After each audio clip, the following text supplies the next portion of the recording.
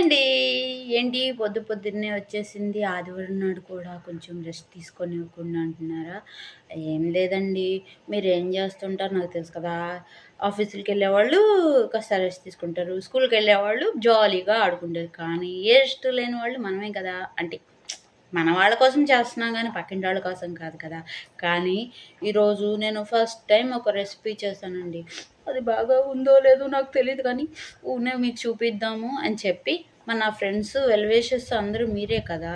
ఇంకోటేంటంటే నా channel subscribe చేయండి. స్కిప్ చేయకుండా నావి షార్ట్స్ చూడండి ప్లీజ్ అండి. ఇది నా చిన్న రిక్వెస్ట్ మీ సిస్టర్‌గా. మరి నా రెసిపీ ఏంటి చూపినా? టాయ్!